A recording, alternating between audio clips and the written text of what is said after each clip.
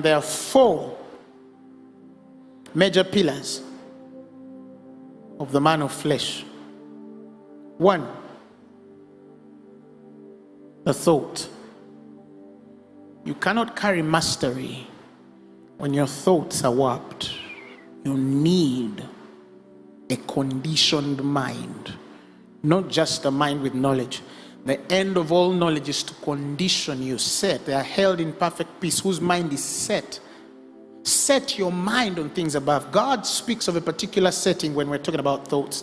It's not just to have the right mind of things, but to have the right setting in the mind of things, the right attitude in the mind of things. And that thought life is supposed to be a constant.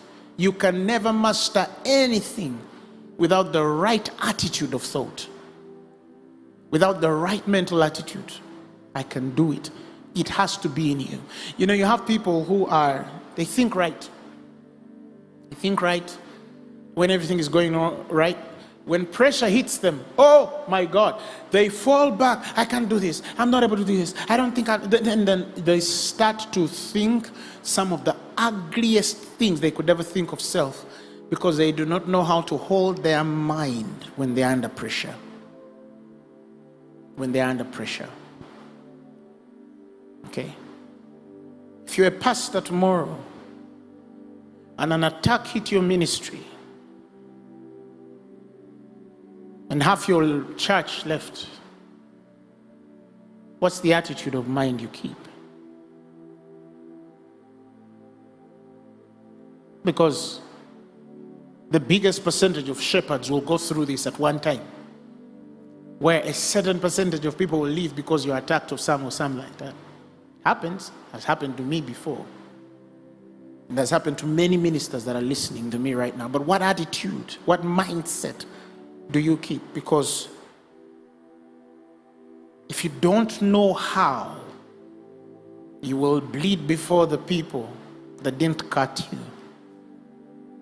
And then you walk out of divine instruction and start to preach and minister to people, feeding them with your own convictions and not the ministry of the Spirit of that hour, because you're a bleeding man. Our altars are not supposed to be altars of sacrifice. The ultimate sacrifice was done in Christ. It doesn't mean that we don't bleed, but we learn not to bleed on the altar, because this altar is victory. This altar is triumph. But the tenacity and grace to sustain yourself when stuff is working against you takes a great exercising of the self. Self-mastery is that number 1. You cannot master anything in the world until you learn to first master yourself. And I'm showing you how. You begin with your thoughts. 2, your cravings and appetite. You cannot master self without mastering your cravings and appetite. What do I mean by mastering them? Not everything you crave for you should eat or take or indulge. Not everything you feel the appetite for you have to respond to. Carnal, sensual, you don't need to. And one of the most defining element of appetite is food. If you cannot limit the food you eat, you can never master yourself. Food. Some people eat anyhow. They eat anything. They eat anytime. And sit down a person who is a big eater, and you will see that they don't eat much because they love food. They eat much because food became their comfort. Something in them is cut and it is wounded. And until you heal that wound, so they stop to look at chocolate or cake or meat or something for their comfort, they can never stop. People with high appetites are bleeding people. They're bleeding people. They're bleeding people. Some as well The other class that I've seen that pushes people into that is parents. Some parents have raised their children to think that you can express love by feeding your child abnormally. And some parents don't even know that their children eat abnormally.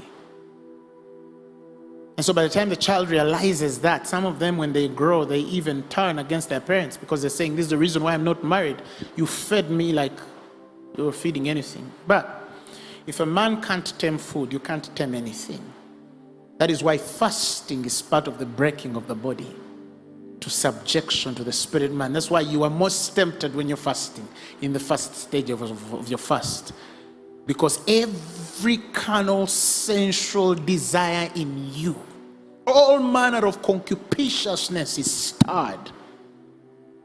And it takes great grace to overrun that and then find your stability in the spirit. If you don't rule your food, you can never manage yourself. I tell people, never eat all you want all the time you want. To see something and refuse, desist to eat it. And if you grow in the things of the spirit, you will understand that there's a certain space as a man continues to eat, it starts to frustrate the space that hears God. Those who hear God can understand it. 3, your emotions. Self-mastery is to learn to rule your emotions. How do you react when you're offended? How do you react, when somebody annoys you? Oh, what if they've not acted the right way? Oh, they've gone out of their own character. Does that mean that you're consumed by their evil? All right. The other 4th is your work life. Man was called to a world of labor, some sort of labor, the right form of labor, the blessed kind of labor. Okay. And all of us have a work ethic, because your work ethic defines your heart of service, regardless of whether you're rewarded for that work or you're doing it voluntarily. You must be a hard worker. Your working life must be up there. I mean, you cannot be lazy. Laziness is a spirit. And I have a sermon on that soon I'll teach. I wrote it a couple of months ago. Okay, he gives examples of the ant and what, but what really is trying to say that there are people who are lazy. A little sleep and a little slumber, poverty pounces on you. But when you read the context, he's really talking about the lazy fellow. Some people don't know how to do good for themselves. They don't know how to be independent. Okay, we have many young people who don't work. They don't like working. They don't like putting themselves to the service of anything. And those Paul calls busybodies. All right? That means you're busy in your body, but you're idle in your spirit. If you're not a hard worker, okay? You must have the right attitude towards work. Okay? If I'm a preacher, what does it take to prepare someone? What does it take, to serve men? What does it take? Sometimes there are going to be countless hours. There are going to be tears, sweat, and blood. They'll come through. But the point is, my attitude must be right concerning work. Because watch a man whose work life or attitude toward life or toward work is warped, and you'll see a man who is poor, dependent, and confused.